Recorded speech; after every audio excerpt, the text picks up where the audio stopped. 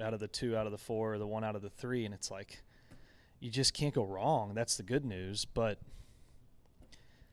I don't know. What do you think? Yeah, I was going to say, looking back at the last one, if you went by like current form, I did not have a good playoffs. I had played good up until that point, but I think the last 3 events, all I can think about was the Ryder Cup, and I played just terrible. And so current form's also a tough one. I mean, I think it's more of an attitude thing that you can kind of bring to the whether or not a guy's going to be good in the team room, how he's going to be out there in his matches. I think playing good in the bigger tournaments is important. I mean, the majors are the most pressure that we face as players, and so guys that can perform on that stage, I think are going to be typically guys that we want on that team. But there's so much that goes into those last few spots that it's tough. How have you seen the team room evolve? You've been on a lot of Ryder Cup teams now. Does it feel different in there now? What year is your first one? 14 first Ryder Cup, yeah. I played the President's Cup in 13. The 14 Ryder Cup was an interesting one. So what was interesting? Let's throw that one out. What was that team room like, though? I mean, because everything changed after that point, right? I remember the. How could you forget the post-tournament press conference? Oh yeah, I forgot about that. But Tom Watson's in the middle and Phil's on the far right side. Well, if you rewatch that, I'm sitting next to Zach Johnson in the middle. There's maybe 1 or 2 other guys in the middle of this. And when Phil takes the mic and starts going, we start kicking each other like under the table. You can't see it. It was all, draped. But we're kicking each other and we're like, oh, here we go. This is going to be it's changed. It's changed. Definitely for the better. I think at this point now you have most everybody is around the same age, grew up with each other, are friends. I won't be if I'm on this team, I won't be the youngest I won't be the oldest on this team, but I will have had probably the most cups of experience.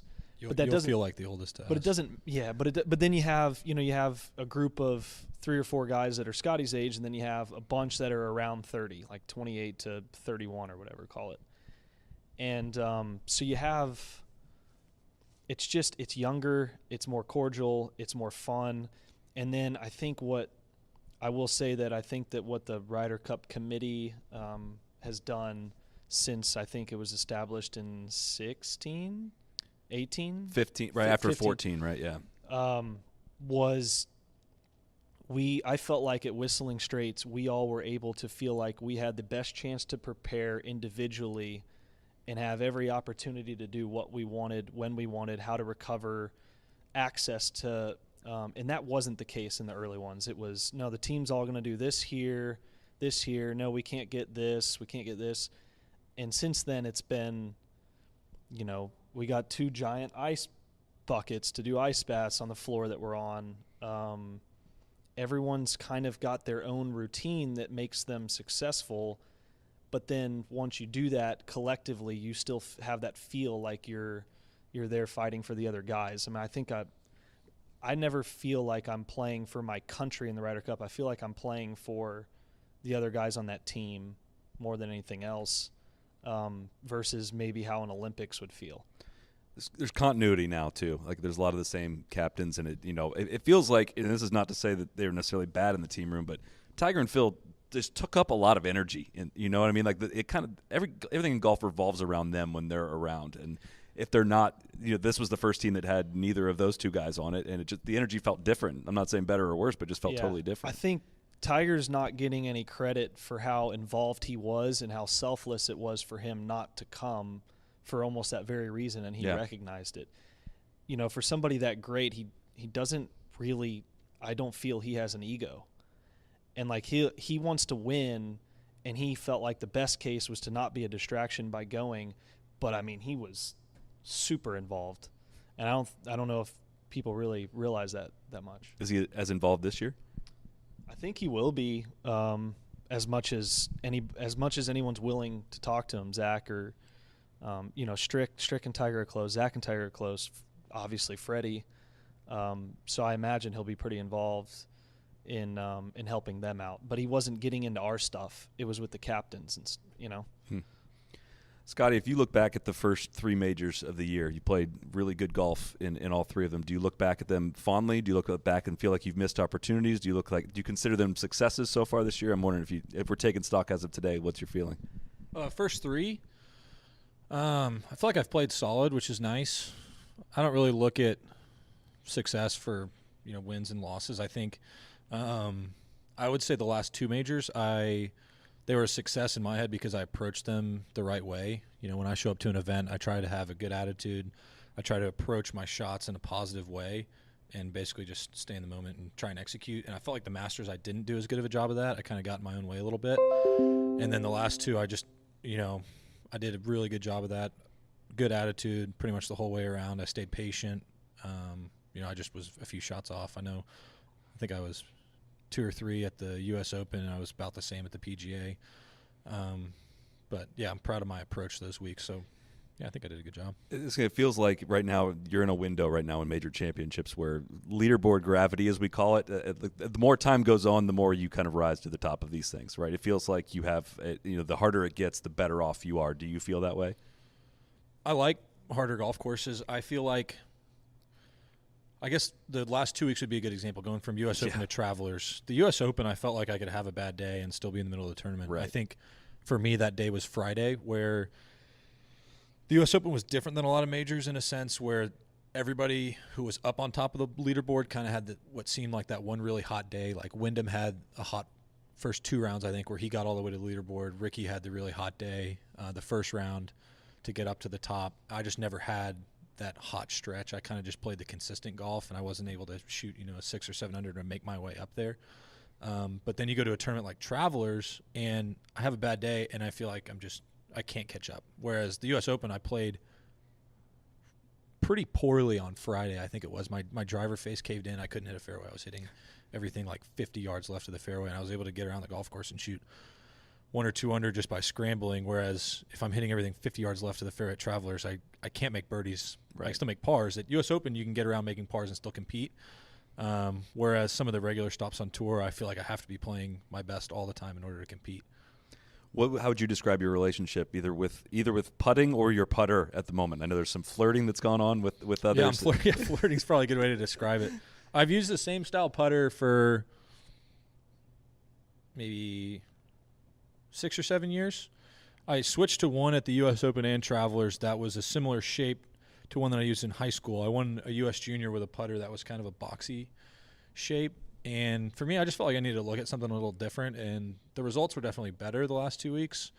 I still didn't make enough putts to win the tournament, but I think I was above average. I don't know. It felt like I was, which is improvement from the weeks before that. But it's hard to make that many putts when I'm hitting it as good as I am, because you get onto the greens. I can't really choose where you putt from. I don't get to see any breaks. I'm playing late every single week, and most of the guys you see playing late are making all the putts, whereas if the hole's looking a little smaller to me, all of a sudden the ball starts moving around late in the day. It's not easy to make putts. Haven't really had too many of those rounds where you get out early and the greens are fresh, and so there's a lot of different factors. Nice. I was gonna say, that's such a flex. I'm playing so late in the day. No, but it's something that, because I have to tell myself these things, because if I look at the stats and it's like, oh my gosh, I'm putting terrible, but when I look back at how I felt on the greens, the only week where I felt really bad was probably Memorial. Outside of that, I've actually felt like I've rolled it really nice. Like PGA, I hit so many good putts. I think I lost that one by 2,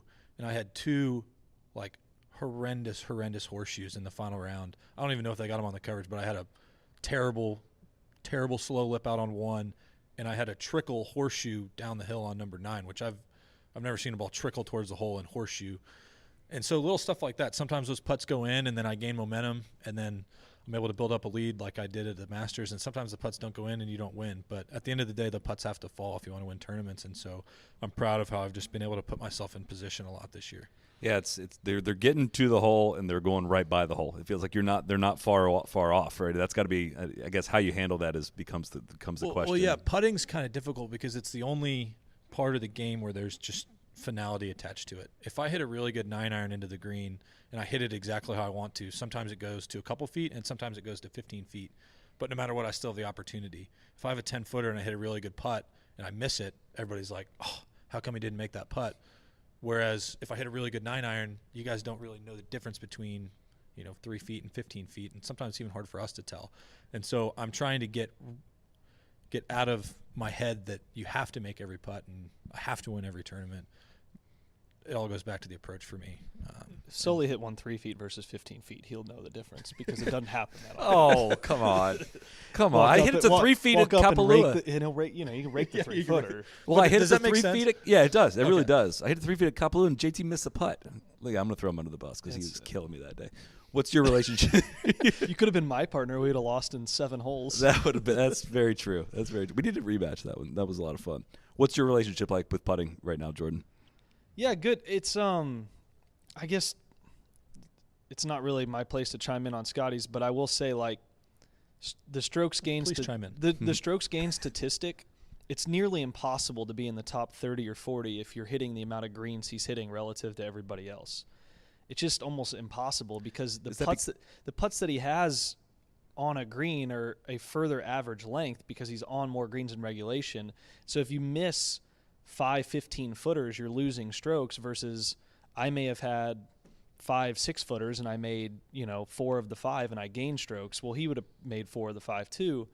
And then at the same time, so if you just took a strokes gained and put everybody else in the same position on the green in one, or in 2, whatever. I don't know if this is making sense. It does a little bit, but strokes gained. I see what you're saying, right? If you have a day where you have a bunch of 6-footers and you make them all, you're going to shoot up, and it's like, hey, I don't know if I'd have had the same day from 15 feet, but it's. I guess strokes gained does account for the fact that the thing I think that's tricky about it is being able to recognize that and being like Scottie's saying, he's like, I felt like I hit my lines that day and the speed I wanted to. The greens were a little beat up because I was late every single Sunday is pretty much what he's saying, but which is just fantastic. But my point is, like, if you go and you say, I don't do anything differently and they're going to go in, that's essentially what he's been doing the last couple of years, and then when they do, he wins. I think there's something also to what you were saying, Scottie, of if you're hitting a lot of greens, you're not trying to leave it below the hole, or you don't have as much control over it. Don't. Like if I'm miss at green side and I'm chipping, you naturally know where to not put the ball. Yeah, and that's something where if you're hitting a 6-iron into the green, you're just trying to kind of work it into an area, and you're kind of left with whatever you have. But it's actually funny. John and I played together Sunday at Memorial, and he putted really poorly at Memorial as well. And so we were both out there after the rounds multiple times together practicing our putting. And he said something really funny to me. He had a slow year on the greens last year where he hit it really well and didn't putt his best, and so that's why you didn't see the crazy amount of wins. And then all of a sudden this year he starts out beginning of the year, and he's winning all the time. And he said the difference between his putting last year versus this year is 1 10-footer made or 2 10-footers made per tournament. Yep. It's a crazy margin. And so it's funny how that stuff works. And like if I'm going to sit back there, and it's stuff I talk with Teddy about too, don't overthink things. Don't get too far into the data and put too much pressure on yourself. Like John said, the difference between last year and this year is 1 or 2 10-footers a tournament, which is pretty insane. It's skewed, minorly skewed. It's a nice reference, but it can be skewed. All right, we are here crashing a Titleist ball content shoot. Nice enough to spend a few minutes with us, Mr. Scottie Scheffler, Mr. Jordan Spieth. All right, my first question. I think the last time you were the number 1 player in the world, Jordan, was 2016, I believe. You're sitting next to the number 1 player in the world. What advice would you give as someone who's been there and to someone that is currently there? What would your advice be to Scottie Scheffler? What would you say to him? Probably don't go 7 years without being number 1 in the world. It's a lot more fun when you are. What would you tell Jordan Spieth at number 1 from 2016? How much time do you have? I got time. How much time do you guys have? Yeah. No, I think that was a goal as a kid, but it wasn't you obviously want to hold on to it but it's not because you want to hold on to I never felt I wanted to hold on to the ranking. It was, I want to win this golf tournament because I want to win this tournament, and that just kind of comes with it. He's playing the most consistent golf of anybody in the world in the biggest events and winning them, so that the rankings then show that. I was more obsessed with it in junior golf than I was professionally, but it was certainly a goal to reach it, and it is still. But via shot by shot, tournament by tournament. I actually don't really even know how they work. I know it's a 2-year cycle, but I don't know how it's weighted. I don't know how many points a major has versus a regular event. And so, in other words, it's play as well as you can, as often as you can, and it takes care of itself. Does the ranking mean anything to you, Scottie? I mean, it's a nice, accolade to have, but as far as day-to-day stuff, no. I mean, it's nice to have that accomplishment, but at the end of the day, I don't get any strokes in the next tournament, and if I spend time thinking about being number one, I'm probably going to be out of there pretty quick. I was going to say, what's the balance? Like, you can't ignore the heater you've been on lately, but hitting the golf ball. What's the balance, right, like of, I don't want to say staying humble, but like staying focused on it yet, acknowledging what the heater that you're on? Like, what's that been like to go through? I just try not to pay attention to that kind of stuff. I've always been kind of a stay-in-my-own-lane kind of guy, and I've been fortunate to be surrounded by guys like Jordan and guys that have, kind of done this stuff before me that I can bounce stuff off of. And, I have a great caddy and Teddy that helps me out with all that kind of stuff, whether it's expectations or, how to deal with media, all different kinds of stuff. And usually just stay in my own lane and keep doing what I'm doing. What's RV life been like for you? Do you drive this thing from event to event? I've never driven it. Okay. We've ridden in it between events, Florida swings, Hilton Head to Augusta. It's been great. It's like having a hotel, your own hotel suite every week, but you get to put in your own bed and have it made up the way you want. I will say, like, the West Coast this year was pretty bad weather for the West Coast, and so it was kind of a mess there.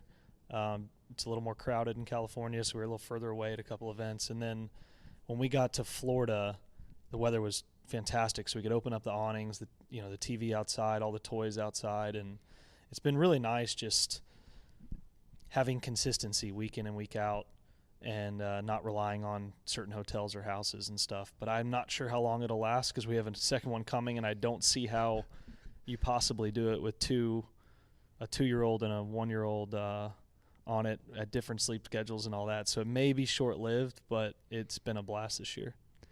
I'm going to ask you guys to kind of riff on each other a little bit here, and there's a lot of commentary online just about Scottie's action, the foot action. It's different, it's unique, but we kind of hear the same stuff when we tune on TV as to what we see.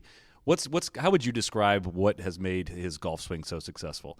Because it looks unorthodox, I think, to some of us. I think you would probably hear that a lot, Scottie. Well, I think the footwork is a result of what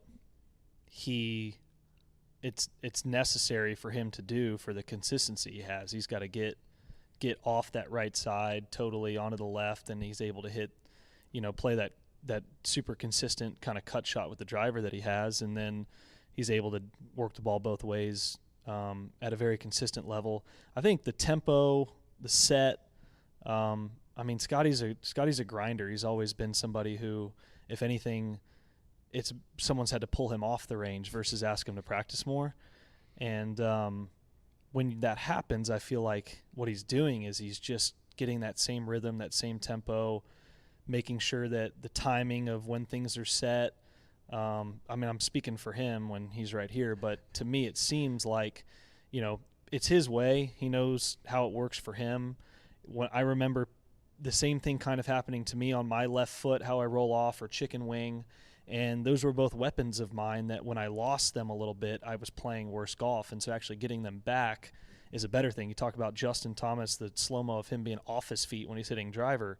Well, that's an advantage for him. He's using that ground force to push up. It's how he generates so much power. He just doesn't quite stay on the ground for it, which is pretty unique. But all these little things that are, call them, in quotes, not textbook, are weapons that need to be I think looked at that way when they're done as well as he does them. Are you still as confused as you seem to be confused, Scottie, when Tiger was telling you about not taking divots with the swing? Because there's been many, many videos that I've seen since that would disprove what he was talking about when he's flushing and he doesn't take divots. You looked confused in that video. Were you as confused as it looked? Yeah, so that was really early in the morning, and it was my first TaylorMade shoot, and we had literally just gone from singing Christmas carols in, like, costumes and then we go out to hit balls. I'd gotten in late the night before from a tournament, and now we're out on the range just warming up. I'm trying to, like, figure out what's going on, what I'm doing. And I look over, and Tiger's not making divots, and I was like, what's up with that? What are you doing? And usually he gives me an answer. This time he didn't. And so I haven't seen the video. I don't know what the look on my face was, but I'm sure I was pretty confused because I've asked him some questions in the past, and he's typically given me answers. And this time he was just like, "Do I need to make a divot?" And I was like, "I'm asking you, man. You tell me what." Do you understand it? I mean, I think to an extent maybe just his control at the bottom is so good, and he gets, maybe his hands in a position where he can have the arc so low to the ground early enough and he can still hit the middle of the face without making a divot. At the same time, how many videos have you seen him take a massive pelt divots with like tons of spin? So I think he was probably messing with Scottie to a degree. That's what it looked like. He had to have been. You're trying to figure that out in the moment. I think he can do anything. So maybe, maybe it was what he was trying to do at the time. I don't know. I haven't seen the video either. I just know that. I'm sure there was definitely some level of him clowning with me at that time. Yeah. Do you guys like still are able? I've seen videos of guys playing practice rounds and kind of messing around with different shots and stuff, and it seems like I'm kind of amazed at you guys still seeming to be very curious about different techniques of the way to hit certain shots. Like, Scottie, do you feel like you're still learning how to do specific stuff? Because again, we're talking to somebody who seems like he has the complete package. Yet at the same time, I feel like guys are always tinkering and learning new techniques in a weird way. Yeah, I feel like I learn a lot by watching guys, and now that we're out on tour every week, I get to play with guys that are playing their best golf, and so I get to learn a lot just by watching, and I feel like I can see a lot of stuff, and then if I ever have a question, I'll ask, and most of the time people will give answers. Sometimes they don't, but I always like kind of just figuring out that type of information. Like I've asked Jordan a ton of questions when we play golf here at home just because it's a more relaxed atmosphere than in a tournament, but yeah, I feel like I'm still learning. What's something you would ask him? Like, what's something you would want an example of, or technique-wise? I feel like when we just play around out here, it's the conditions change. Like in the wintertime, we play this golf course. The greens are a little bit firmer. In the summertime, they're a lot softer, so you're trying to take off spin. And so I just get curious just about more so what's going through his mind on certain shots, especially when he gets around the greens and on them. And so, yeah, I love picking his brain. Do you still feel like you're learning in that regard, Jordan? Yeah, I think so. I'll credit my coach, Cameron, a lot for certain shots, especially around the greens where, it might be a new way to hit a bunker shot that he's figured out will help get it higher, softer, and land it shorter. When you get in trouble, it's more like shots when you're potentially in trouble or kind of different, like wider action. When you get around the greens, it's not a golf swing. They're all different chipping motions to create the loft and spin that you need or need to drop depending on the shot. So I feel like I learned quite a bit from him on that. I'll see some players do some things.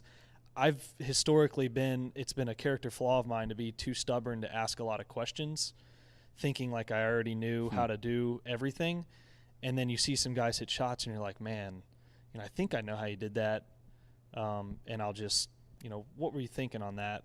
And the thing is, like, for us, I could feel one thing, and if he felt the same thing, it could be totally different, right? So when you ask somebody about their feels on it, it could help, but it may just be like, oh, that's actually doesn't work at all for me.